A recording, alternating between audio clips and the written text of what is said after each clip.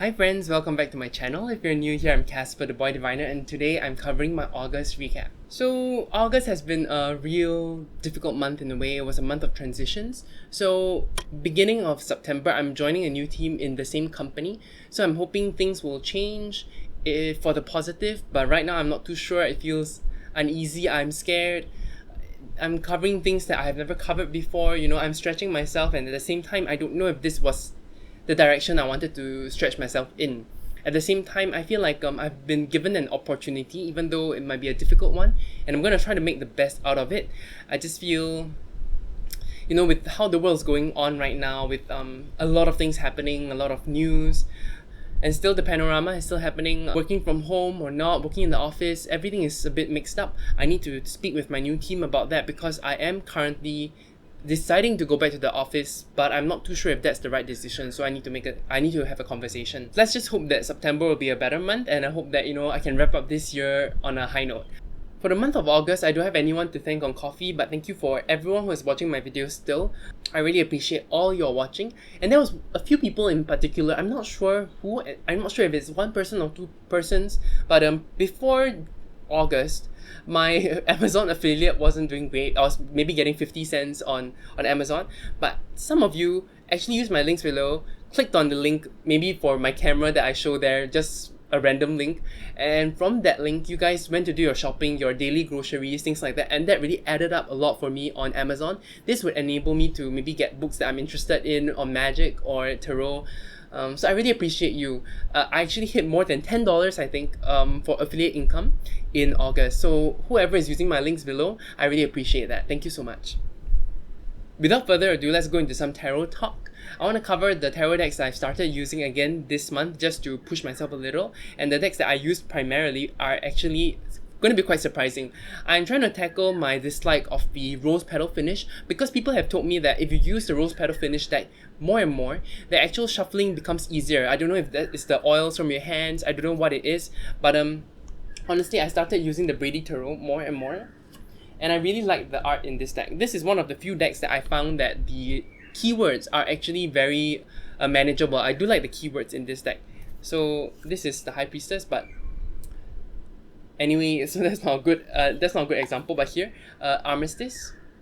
So I've been using this deck more and more, and I find that the shuffling isn't as bad as I thought. Still not the best shuffling experience. I don't enjoy rose petal finish decks, but this one is okay. This one is one of the better rose petal finish ones. I don't like to use decks with keywords, especially for customers, because they tend to fixate on the word when there's so much more behind the word. I don't really mind using it for myself because I know that for a fact. And of course, I do easier, shorter readings for myself, so keywords do make some sense. Like you just get, oh, it's a bad day, it's gonna be a bad day. Let's just get ready. Instead, when you talk to a customer, you need to reassure them this is not necessarily always a bad thing. So that's the difference. But that's one of the decks I used this month.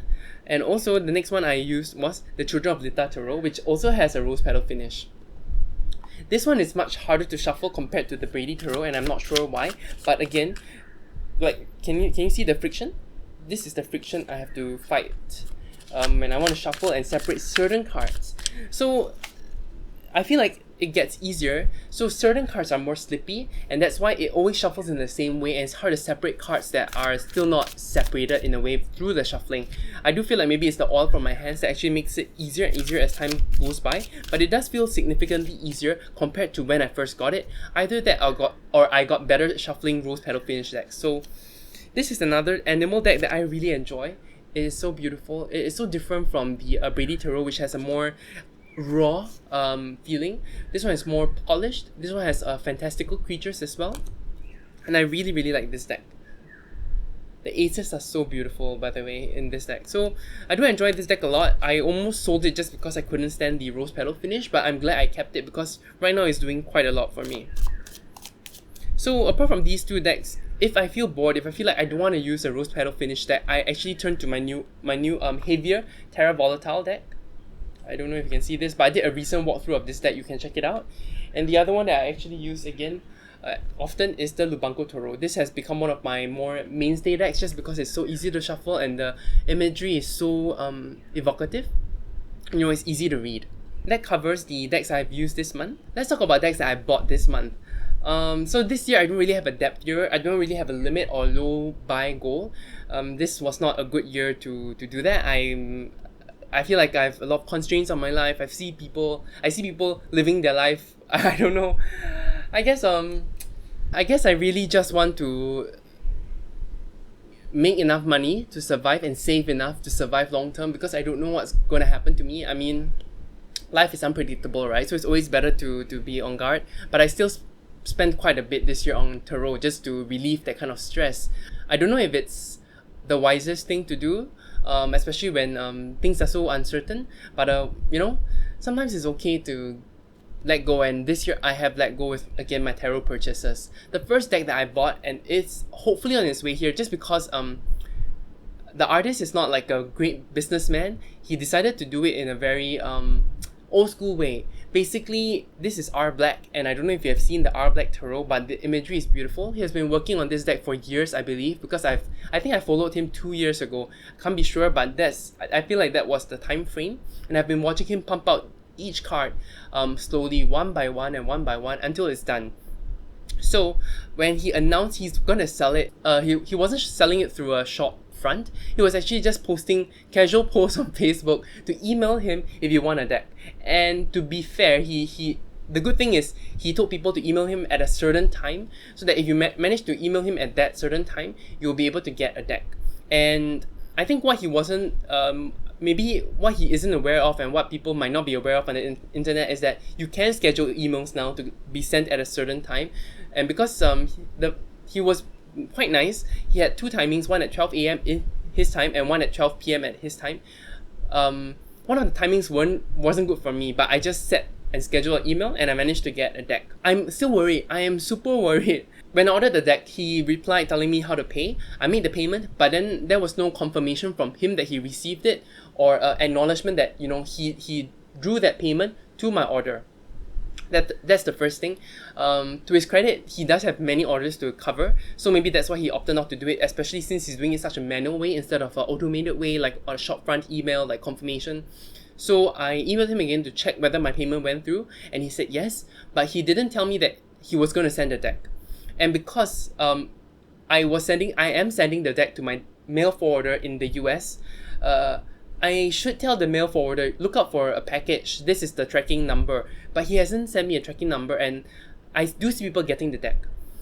So I do feel a bit worried. I don't know if I should email him again or give it a few more days. I think I'll give it a few more days, maybe at the start of September, maybe 5th of September or something, and my mail forwarder haven't told me that they received the deck. I'll email them. I'll email him. I'll email R Black to get shipping confirmation and maybe a tracking number if possible. While I admire the personalized touch he has, because he emails every single one by himself, I do feel like there was a lot of unnecessary stress for his customers and himself. So I wish him all the best. I believe the whole 1,000 might be sold out. I think he was only having 1,000, and he's selling it at $100, which is quite expensive. It was a splurge for me, honestly, but I just decided to go for it. I don't know if he's gonna have any reprints. We'll see. But yeah, I can't wait to get that deck in my hands and do a review for you guys. So that's the first deck I bought. The second deck that I bought is quite recent. It is quite new on Kickstarter, and the name is Talisman Tarot. To be honest, I have always wanted to create a Talisman Tarot where the deck is actually emulating Taoist talismans. I don't know if you have seen Fu. Ben Bellman has a great book about it. It might not be super traditional, but it is super interesting. This Talisman Tarot is totally different from that. It's not from Chinese culture. It is talisman in a Western sense, where the artist actually goes into maybe a trance or something and then draws the Marseille Tarot, and it's so beautiful. The problem is the campaign doesn't have the full cards. The campaign also doesn't talk about the book that is coming. So I was struggling with it, but I decided to just back it for the deck only until more details have come out about the book. If there are more details about the book and it attracts me, I might actually upgrade my pledge to a higher pledge to do that. So again, this is one of the few decks that I don't really advocate for you guys to back, just because it doesn't cover the full 78 cards. It doesn't show that. It doesn't say whether it's finished or not. At least from what I read, I wasn't too clear. It doesn't cover what the book is at this point in time when I'm filming it. Cover some divinatory meanings. So I need more. to be able to pledge more, and I still hold my right to cancel. So this could be something you want to consider. I'm not recommending it, I'm just letting you know that I actually backed it this month. I do find the majors really beautiful. For the minors, I'm kind of more iffy about it, but yeah, I'm excited for this deck. I do hope there are more details that come out soon. Now I want to talk about decks that I'm interested in but I have not backed. I'm still thinking about it. So Talisman Tarot was also an iffy thing, but I decided to just go for it. The Crimson Asteria Tarot is one that I have been watching. Okay, this person has actually created the Solara Occulto deck that I really appreciate, but it is quite expensive, so I decided not to go for it even though it intrigues me. And right now they are releasing a newer tarot called the Crimson Asteria Tarot. It is also very beautiful. I really appreciate the coloring. It is also strange and it is also interesting. Yeah, it is a very charming deck. It's charming, a little creepy. It is what I generally look for or like in a deck. But again, it is expensive. So I'm holding back right now. I'm still not sure if I want to put in money to get another deck, especially when I'm so decked out.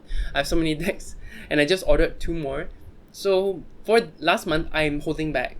At the same time, I think it's still running. The campaign is running for a long time until September. So I'm still thinking whether I should go for it. Another one on Kickstarter that I've been looking at is also the Infinite Tarot.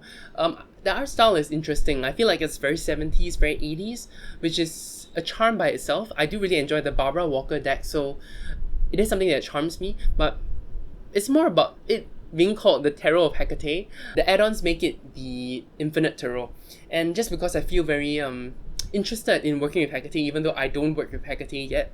I have the Hecateon, which is amazing. I haven't finished reading it. It's so accessible right now. I just haven't read it. It's not accessible to do, but it's accessible to read.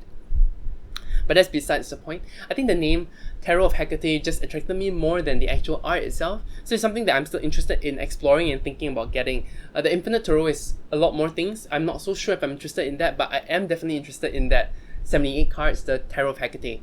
Whether it's really Hecate, whether Hecate actually was involved, I don't know. I can't determine that. And maybe it's just branding, maybe it's just branding, I'm not sure. And the third deck I wanted to talk about that is not even a tarot deck, it's called Asset. And I think it's a game. It's actually a game. It's a role-playing game between friends, and it's about temptations and virtues. I feel like this deck has a potential for divination. I'm not sure yet. I have not looked through it carefully. Even the instructions and the cards, they're not all fully shown yet, so I really don't know. And it's more text-based than image-based. So I don't know if it's good for divination, but it's a deck that I'm looking out for and thinking about backing because it's not too expensive. Yeah, and I do like the clean, minimalist look of it. So that's all about my decks this month that I wanted to talk about. Another small thing I wanted to talk about is that I also finished this book, The Kitchen God's Wife, by Amy Tan. I like Amy Tan's writing. I used to want to write more like her, and I felt like I emulated her style a bit when I was still writing. Now I have stopped. And I just bought this book on a whim, along with Chanel Miller's Know My Name book, just because shipping purposes. But this book surprised me because I guess because I had zero expectations, I really enjoyed this book. Of course, there are criticisms about this book. I feel like there's a lot of poverty porn, a lot of suffering porn. The main character goes through so much shit, goes through so much pain. I don't really super enjoy that. I don't enjoy the caricatures. I don't like the... this was written long ago, but I don't like the I'm not like other girls kind of trope that it has. But apart from those few things, this is a beautifully written book and I thoroughly enjoyed it. I don't finish enough games and I don't finish enough books, but this was a book that I was rushing to finish. Even though it has its bad points, I really enjoyed it. I guess that's about it this month. I hope to see you guys next month, and if you enjoyed my recap, please leave a like and subscribe. It really helps me out. And you guys have a great rest of the day. You take care. Bye!